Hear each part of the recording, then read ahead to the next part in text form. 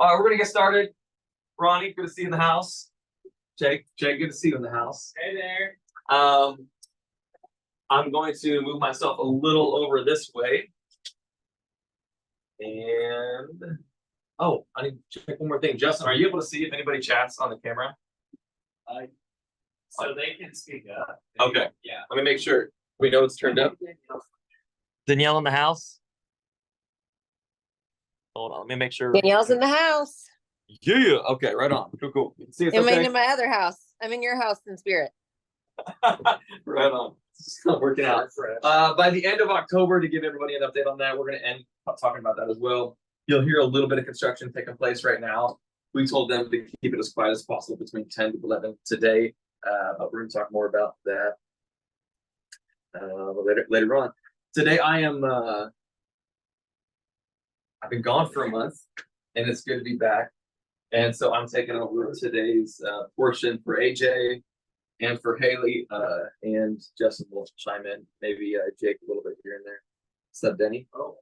Welcome to August, my favorite month of the year, for no particular reason.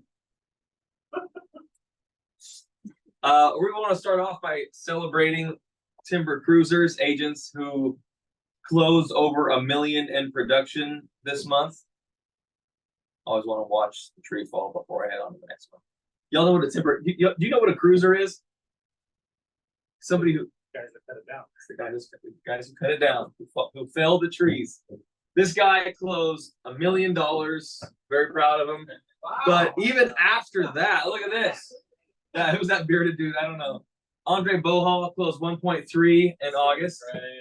Congrats, Dre. He's too busy working to appreciate his fandom. Jake closed 1.427. Congrats, Jake. Yep.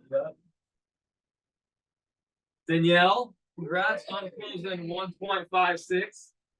And somebody here today does not have time to be here because they're too busy spending their money that they made, and that is Nicole Trader-Lisa, who closed $3 million in volume.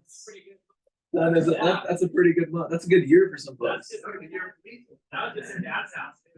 That's right. I was like that. It was like 1.7 of that. So shout out to Nicole, who's taking some much deserved time with her family. I think they're in Leavenworth this week. And some honorable mentions. Bryce had his first pending transaction. I'm not going to include the one that he closed for himself. You know what I'm saying? But Bryce got his first pending under contract. Jamie, her first listing, which I know she's sweating every day on trying to get that thing sold.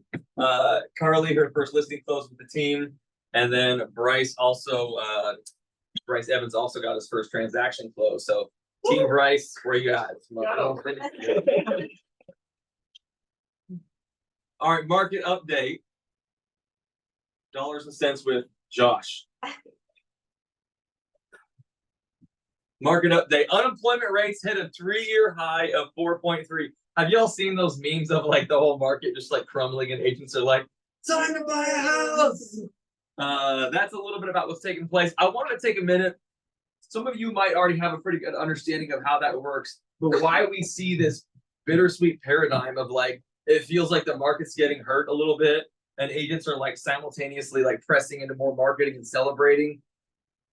Just some like overview of economics 101 when it comes to the way rates are impacted. The Federal Reserve rates don't directly impact what mortgage rates are doing, but both mortgage rates and the Federal Reserve rate are based largely off of what's taking place in the economy and how healthy the economy is. So if there's a lot of money that's flowing through the economy and a lot of people are wanting to buy a lot of stuff, and the interest rates are also very low on all of that stuff, it's going to shoot the price up on everything, on commodities, on cars, on houses. So the lower the interest rates are and the higher demand is, the more people are going to purchase anything and everything that they can as a consumer. It's also going to happen when the unemployment rate is really low. So when the unemployment rate is really low, we know that there's a lot more money flowing through the market because people have jobs. And as unemployment rates increase, people have less money. As the interest rates for the Federal Reserve or mortgages are increasing, people are able to spend less money. And the problem that we've seen largely over the last 3 or 4 years is that the Federal Reserve, if you were to see the chart of how they handled the Federal Reserve rate, it did this, and then it was just zero, like zero forever. So while stuff is very expensive here, the Federal Reserve said no, no, no, no, no, no, no on increasing the Federal Reserve rate. On top of that, the federal government during that time was adding a lot of free money into the market. On top of that, people were at home and not working with more money to spend, looking for ways to keep that dopamine going. So they were spending money that they had through stimulus while interest rates were low and while unemployment rates were really low. That led to a position where everything got really expensive because the invisible hand of economics is supply and demand, that the more there is of a product, which is we talk about this with inventory, housing inventory quite often, the more there is of a product, the less demand there is for it because people can get it. But what happened during this time is now we get to whatever, 2021, and the Federal Reserve goes, oh, frick, this is kind of painful. And they realize probably 2 years later, after the average real estate agent and consumer realized that they were probably a little slow, and whereas they probably should have done something like this, instead now they did this with the Federal Reserve rate. Why? Because inflation in a healthy market is supposed to be somewhere around 2%. And so inflation right here was like, 9%, and over here was like 5%. So it would have made a lot of sense to start increasing the Federal Reserve rate at that time. Why does the Federal Reserve rate matter? Again, some economics 101. The Federal Reserve rate is the way the federal government loans money to large banking institutions. Large banking institutions then loan money out to you. So if large banking institutions are getting charged prime plus, which is like 5% around what the Federal Reserve rate currently is, plus whatever they want to, they're not going to charge you less than that. They're going to charge you much more than that. So if the Federal Reserve is getting, throwing out interest rates of 5 to banks, then you're going to get charged 7.99 on your car. You're going to get charged in an unrelated market, but connected, 7.9812 3. It's always something real weird for mortgages on APR. But the way mortgage rates are given out is they also follow the same trajectory of whatever. If inflation is really high, if inflation is supposed to be 2 to 3%, and we see it at 9%, the reason we celebrate things like low unemployment is because low unemployment tells us that the problem we're not going to have in the future is overspending by consumers. Because if you were selling houses in 2019, 2020, you remember it was insanely difficult to get an offer accepted. Home values are going up 10, 15, 20% per year. And if that happens year after year after year, before you know it, everything is in the millions. The disparity between those who have and those who don't is massive. The disparity between the American dream of owning a home and the reality of only corporations being able to rent out the American dream becomes a lot more realized. So right now we are experiencing a lot of not good, economic factors, but all of those factors come back to having things in perspective. This is really important because when mortgage rates are 7.75 and people don't realize that that's actually the 40-year historical average for interest rates, and they just look back and know that, oh gosh, they were 3% a second ago, it feels like the world is crumbling. When unemployment rates were, 3.2% and they go up to 4.3%, it feels like, oh, this is really alarming. But let's put some of that in perspective really quick. So unemployment rates hit a 3-year high of 4.3%. The Federal Reserve said right now, as of last time the Federal Reserve had a meeting, they said the rates were 4%. And if they hit 4.2, then they foresee it's probable that they're going to do a Federal Reserve rate cut. Whenever the Fed cuts their rate, most people in the real estate industry think mortgage rates are coming down, and they probably will. But really, they're just following the same indication, again, of inflation and CPI reports and gross domestic product reports and some other things. So we expected it to maybe hit 4.2% on unemployment, and it hit 4.3% on unemployment. At which point, a lot of real estate agents and MBS Highway and Barry Habib and every lender said, thank God that all those people lost their jobs. Because what that means is there's going to be less demand for all of the things that are driving up prices. What we haven't pulled up today is, I'm sure you've seen those charts, but how much the cost of milk and eggs and groceries and gas and paper and all of those things has gone up. And you've probably also seen some headlines that have shown that a lot of businesses, a lot of lenders, a lot of brokerages, a lot of restaurants, a lot of banks have gone bankrupt over the last year and a half, 2 years.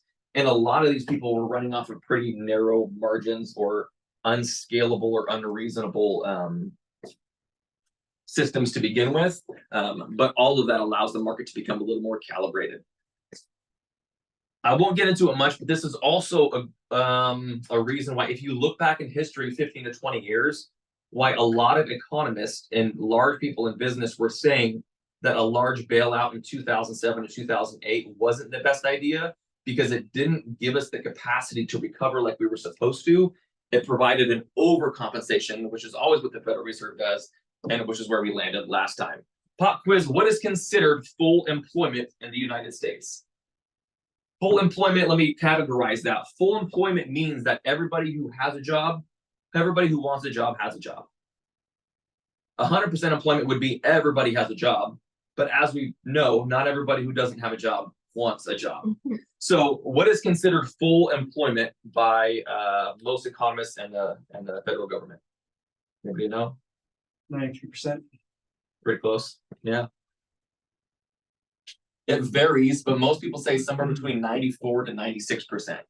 And 95% is often considered full employment, which means 5% unemployment is actually historically full employment. So if rates are currently, if we are currently all the way up to 4.3% unemployment, which is a drastic increase from 4, but full employment is considered full employment 5%, we are still 0.7% away from what's considered full employment. So when you see, headlines and people are like, gosh, why are these cold-hearted, terrible real estate agents celebrating all this unemployment? We're actually not that far from what's called full employment. Does that make sense? What is the best rate? Oh, and mortgage rates hit a 2024 low. And of course, they've already bounced back up a little bit. So I hope you locked her in when you had time. But I just want to give a kind of a call out. What's the best rate anybody has seen this week? Quoted for your clients. Without buy down? Without buy down. Yes, thank you. Without a buy down. I want to say 6.75 or 6.5. There's no right answer. I'm just curious what you all are seeing. Oh, Yeah, I have 6 1/4 for a client. Okay. nice. 7.5, 6 1/4. Anybody see anything in the fives? I didn't see anything in the fives, but I heard people talking about fives. It's a 5.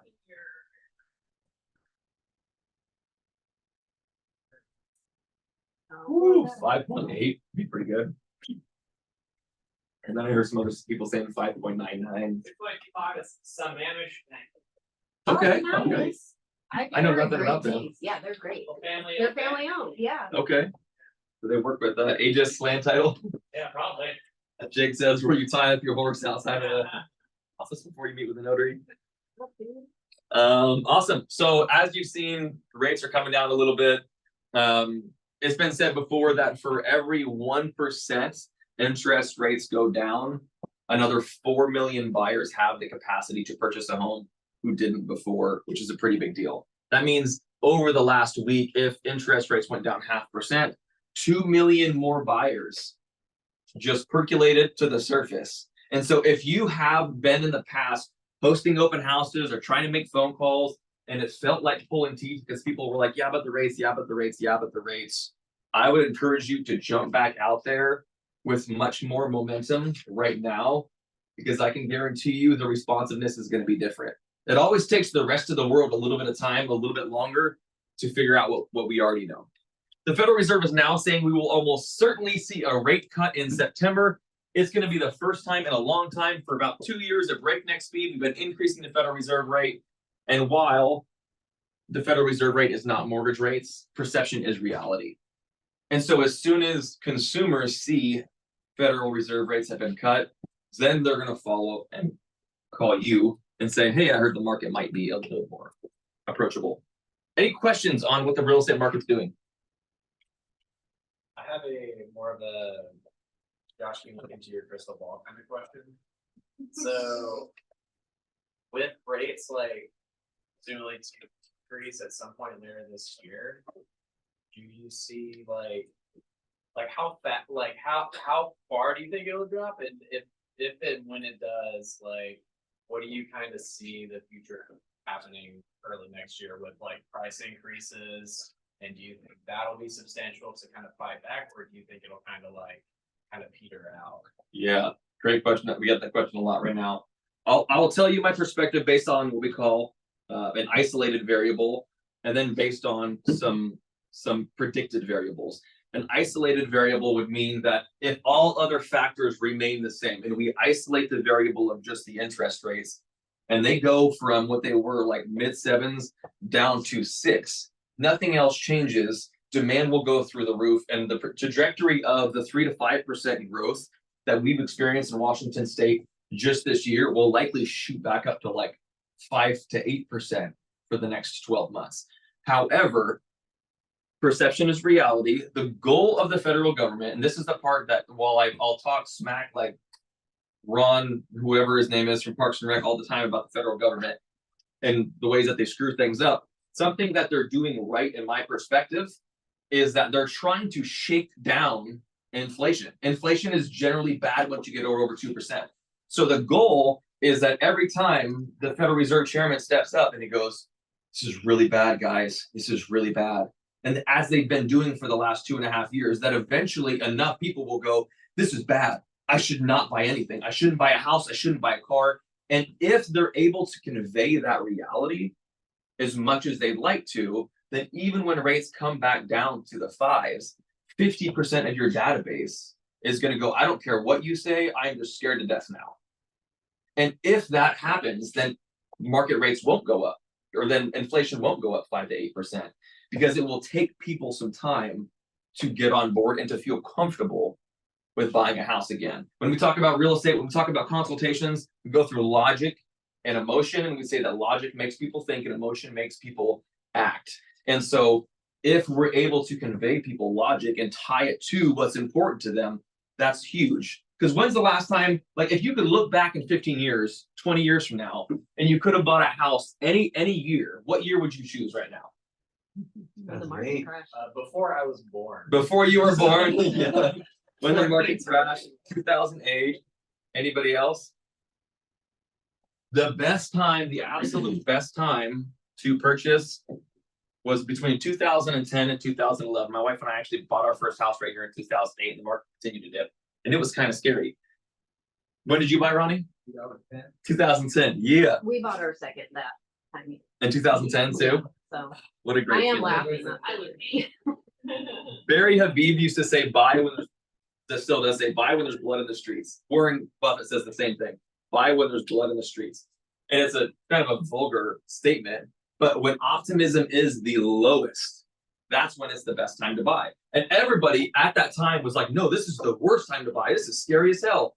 But now everybody looks back and goes, "Gosh, would have been real nice." It's really logical now, but at the time it was pure emotion. That was what was driving decisions. So to answer go back to your question, Justin, isolated variable, if buyers don't psychologically get freaked out and decide that they're not going to buy because now we've heard bad news for the last 3 years, which is exactly what happened between 2008 and 2011, then we will likely see property values go up 5 to 10%. It's difficult to convey that isolated variable though, because we don't know who's going to get elected for president. We don't know if World War III is going to feel like it's commencing. We don't know if Israel and Iran and America will end up in a war together. We don't know what's happening with Russia and Ukraine. We don't know how the freakonomics of the micro industries and commodities between Russia and Ukraine and America and these other countries are going to impact the rest of our economy and the rest of our jobs. But what we do know is that when interest rates go down, prices go up.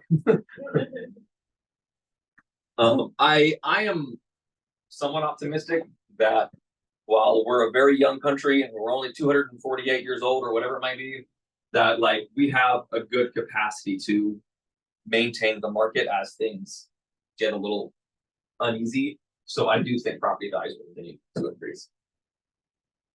That's also coming from somebody who doesn't have a degree in this, but just enjoys it a lot and studies it a lot. So take it with a grain of salt and research it yourself. but also look into the information that's available and make decisions from your perspective based on logic and statistics. Because if we are navigating our clients based on our emotion, man, that can really get in the way.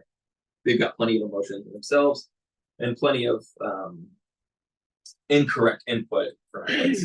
That's exactly what led me to you. What's that? And you became my agent because my agent told me to start burying money in a coffee can in the backyard. She was freaking out. I was like, holy smokes. It's like, I think I met this cool agent at my cousin's open house party. It seemed a little much. That's part of expecting the best and being prepared for the rest. Do I have 3 months of food at every home that I own? Yes. Am I buying more guns and bullets? Yes. But am I also freaking out? Like, no. Part of expecting the best and being prepared for the rest is assuming that the economy is going to do what it should do, that we're all going to continue to serve people at the highest level. And the people who are sitting on their hands and burying their money are going to end up in a much, much tougher position in 2 or 3 years, right? If they do nothing else. So get out there. Don't be scared. Don't let emotion drive your decisions. Events coming up at my timber mill. Okay, we're at 10:24. We're doing okay. This is a pillar of education, as Justin calls it. Tuesdays, Wednesdays, and Thursdays, we have the most classes happening. Today, of course, is Timber Town Hall.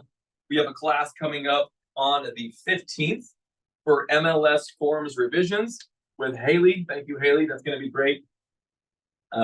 We still have cohort training taking place. We have Cindy Bohall coming in to talk about senior housing options.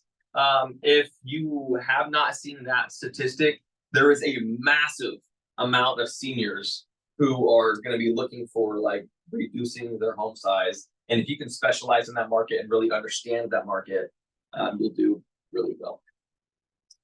Cohort training, and then Justin's got a few classes he's teaching from automating social media last week. No, that's this week, sorry. Yeah, that's far out. Yeah, I jumped ahead 1 week. MLS forms revisions is, next week. And tomorrow is automate social media. Saw this fun picture right here, and we're going to talk more about that in a minute. We also have some other classes coming up. Someone says, don't freak out, we got you. The MLS forms, I mean, there's so much happening in our market that agents are becoming the most like trauma-induced but resilient people in all of the industry because of the stuff that we're having to like endure, especially if you've been on the market as a real estate agent just for like 1 to 3 years and you're just like, is this normal? Is all of this normal? But it is. It's all normal now. The market is again, they're changing. The forms are again changing. They're revising the forms as of August 15th, and that day Haley will be teaching a class. And then we also have a bunch more classes coming up. Over the next few months, we're teaching a class on one of my favorites I'm looking forward to, managing money and building wealth. We'll do a couple sessions on that. This is between September and October. This is going to be Haley and I teaching this class.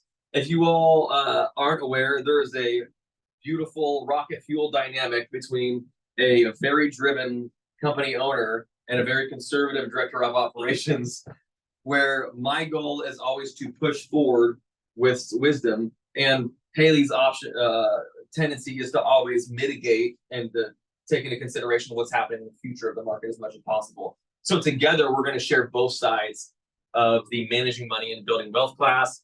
Land feasibility, Jake and I are going to be teaching a class on land feasibility. That's going to be a fun one. We are always working through land, and nobody has done as much land in this office other than me, as Jake, because he's our land guy.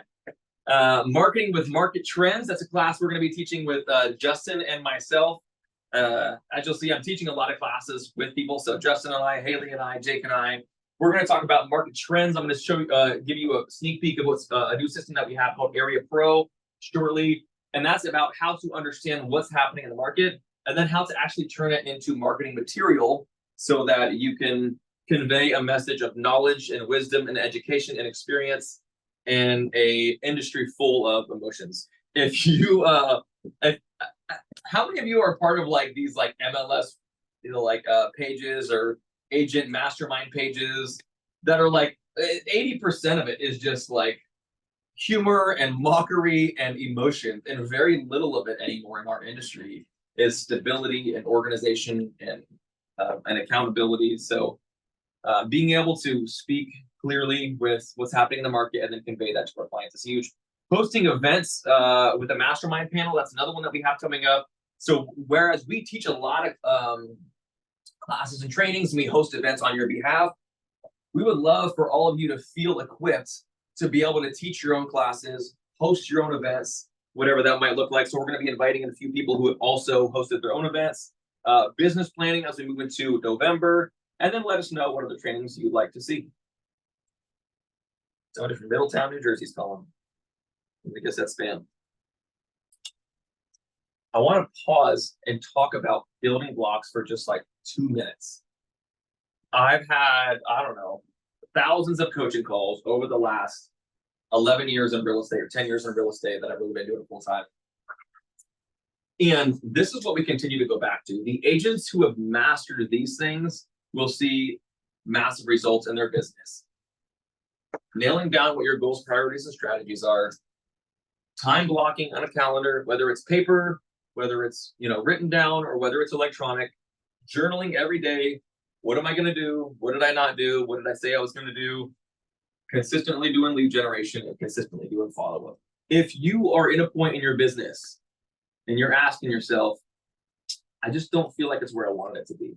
I feel like I haven't gotten as far as I wanted it to be. Almost certainly either you haven't committed to these things or you haven't committed to them at the volume that it requires to really succeed in business.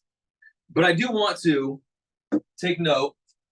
Somebody's photo got deleted here. It was going to be James. I did want to take note and honor and recognize some agents who have really developed some winning activities and encourage you to have conversations with them. And even some of these agents will say, well, yeah, I'm doing it, but it's not working as well as I want it to. But these are agents that are putting in the work that we know creates the results. So I just wanted to give a shout out to Jamie, who has really been farming Lakeland Hills and making that your thing, because we know that farming produces fruits. And it might not produce as much fruits as fast as you want it. Just like if I go plant an orchard tomorrow, then it's going to take a minute to really see fruit from that.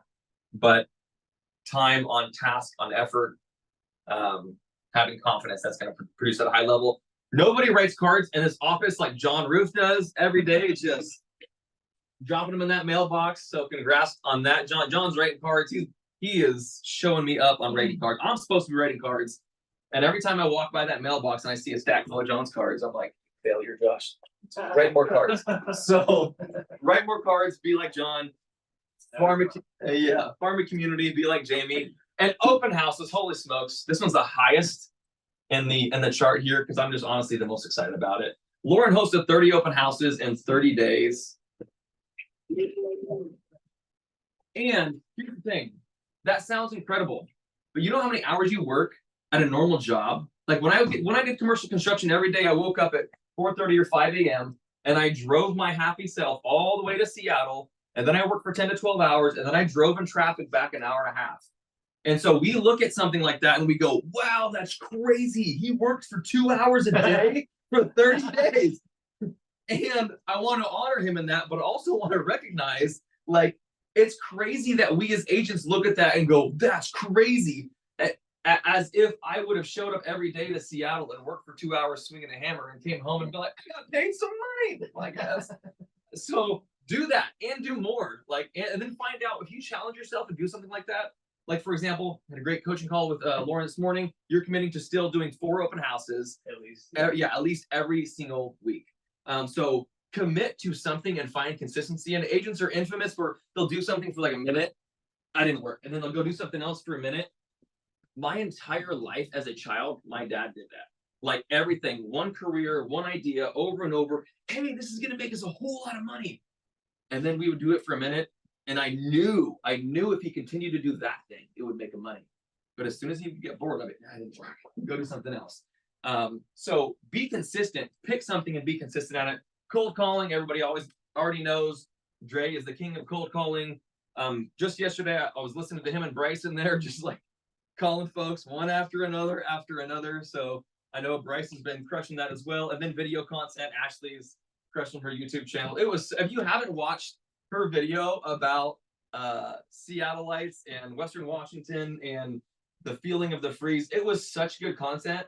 And I think, did you already come up with the second one, or are you working on the second one? Oh my gosh, it was so good. So video content's amazing. It gives you the capacity to create something once and then share it over and over and over and over again. And she's creating an environment and a perception that she is the expert in this area more than anybody else. Because if you start searching online, I'm going to move to Western Washington. What should I know? Ashley's face starts popping up. A few more things here. Who's reviewing my contracts? I left for 30 days. Your contracts were still getting reviewed, but it wasn't me. And I thought, well, this is really nice. I wonder if we can keep it that way. So I asked Haley to continue to review your contracts. We still don't have a designated broker. I would love, if you have anybody that you know, love, and trust in our industry who is not in our brokerage, and you think that they would be a good fit for a DB, let me know. We have had a few candidates, some candidates we've interviewed multiple times, and nobody so far that I thought, man, I'm really excited for this person. Most of the people, Qualifications for that, like what do they need to have? they need to have a passion to serve agents and to answer their phone pretty much all hours of the day. And if they don't have a managing brokerage license, they need to at least have been in the industry for 3 to 4 years so that they're able to get their managing brokerage license really quick. Ideally, it's somebody who's been running their own successful business for long enough that you know that they know what they're doing and that they'd be a good designated broker. And also that they are not just experienced in years, but that they're experienced in transactions, because those are two different things. So that's our ideal candidate, somebody who knows their own business well enough that they're performing at a fairly high level and that they've been in the industry for a minute. Haley is currently our reviewing broker. She is not our designated broker technically, but she is a managing broker. Nicole's also working on getting her managing brokerage license, which is amazing. But Haley is our director of operations and reviewing broker. And we would still like, as we were growing, to have somebody who we can be pumped on. Yes. Yeah, Nicole is phenomenal as well. And this goes back to, like, somebody's got to, like, really love that and be passionate about it, because it can be consuming. The hard thing, to be honest, about Nicole is she's talented in a lot of things. And so whether or not she wants to jump into a position to be a designated broker, she might have lots of other things in her life that go, well, I'm really good at this, really good at this, and really good at this. But I agree, she would be amazing as well. It also takes somebody who is like a velvet brick to be a designated broker. Somebody who's like, oh, that's very sweet that she's on. That was a good idea. Change it, right? Because there is who is keeping us out of trouble. So thank you, Haley. Shout out Haley for being our reviewing broker until we find a designated broker. A little bit of a liaison. Reminder, cohorts taking place the second, third, and fourth week of every month. And we are under construction. Just wanted to recap that real quick. What's that? COVID-19. Oh, yes. Yeah, COVID-19. I didn't even realize that when I first put it up. That's awesome. So the office downstairs is under construction. You will hear them making noise for a little while. We're really excited to create a space down there that's a better training center. As much as I love, like, looking out and seeing 3 layers of faces and having to, like, do this to see Desiree's face, to be able to, like, lean past, we're going to have a much more open space down there. That's where training is going to take place. And the goal is to have that space ready by the end of October. Around the end of October, we're going to plan another, like, fun open house to bring more agents in, and then we're going to have a business planning clinic after that. So estimated completion is around October 30th. It might happen a little sooner, and it might not. But thank you for your patience during that. Last thing. It's only 10:37. Feeling great. Last thing. Timber Summer Bash is coming up.